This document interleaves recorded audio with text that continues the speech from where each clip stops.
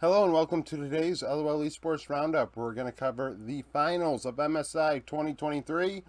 But first, we will be talking about the news, as is the case with this video series I do.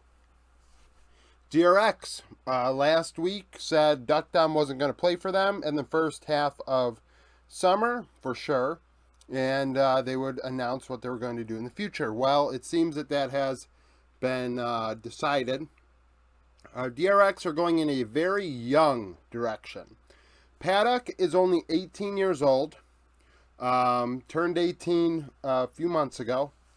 So just as, Pays, Bulldog, Paddock, very young players. These numbers are from last year in Academy in summer. He played 3 games in LCK Challenger this past split, but that's not a big enough sample size. These numbers are not great, but we have to keep in mind he was 17 years old.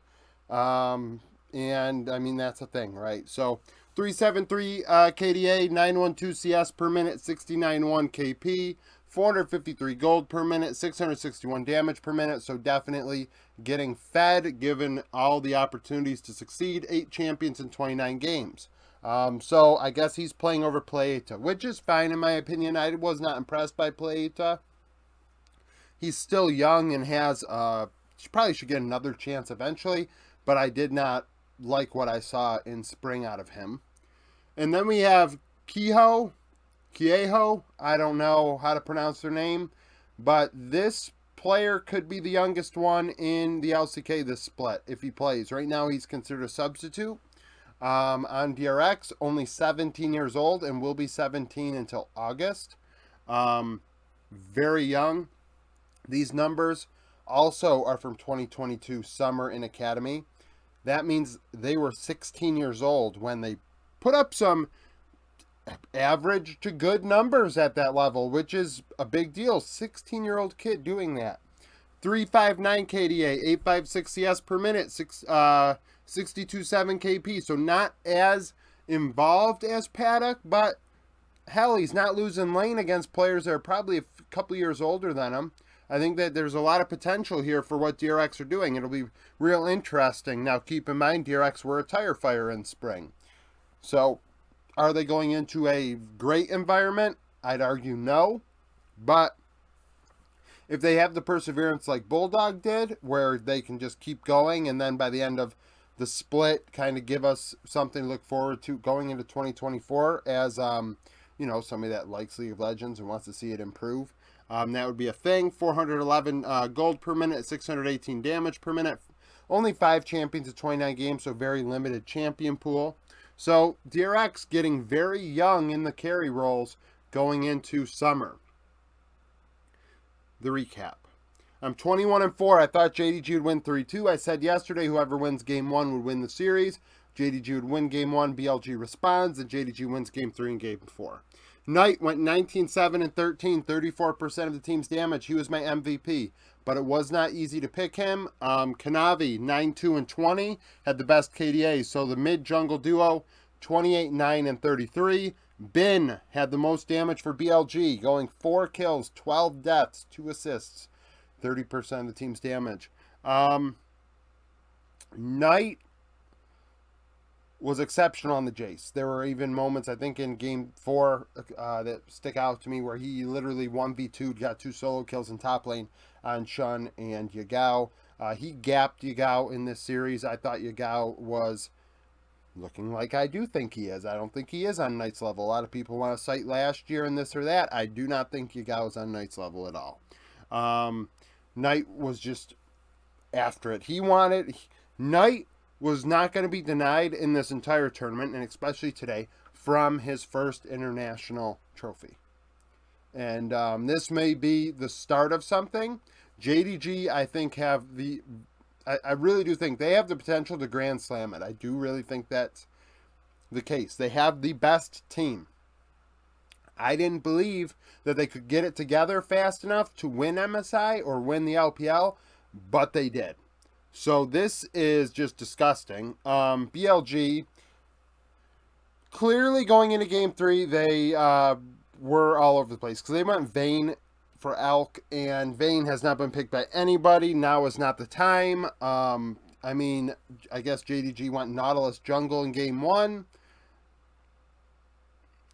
I love it. I'm not going to lie. The reason why I'm hesitant is because I just said you shouldn't really be getting too crazy in finals, but Kanavi is good for it. Kanavi is excellent.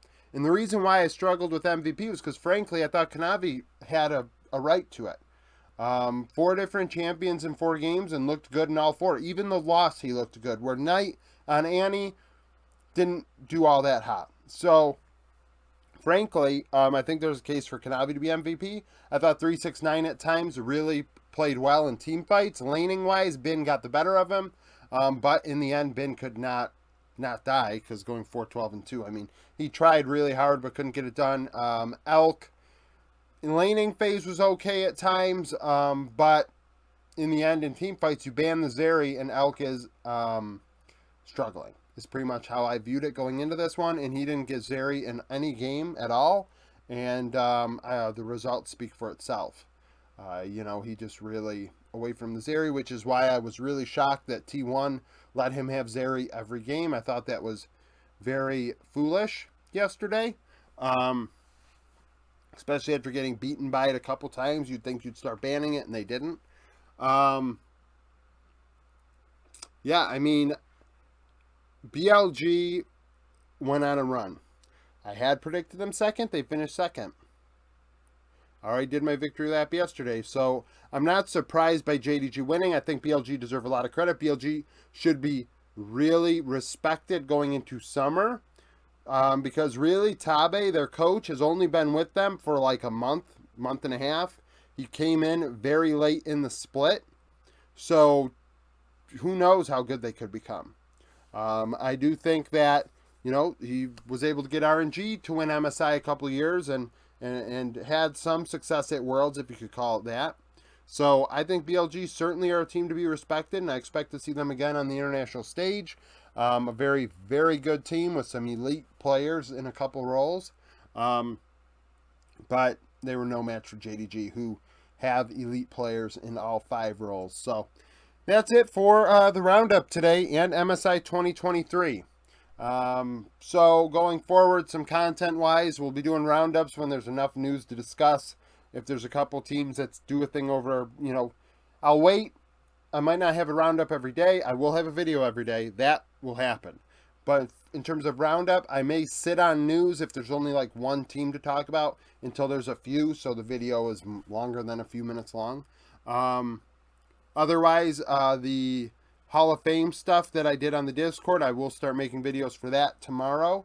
I'm debating on whether I want to do an MSI recap video or not. Some people want me to do some stuff, but I don't know how I really feel about it. I've already kind of fluffed myself enough when it comes to taking my victory lap yesterday. I don't really know if I want to make a video where it's like, hey, here were my predictions and this is the results. So, you know, like, a lot of people, I think, are surprised by the results or are like, hey, what is your opinion on the thing? And it's like, well, I thought it was going to happen. Not necessarily this way, I guess, but I thought this would happen. So am I surprised? No. I'm not.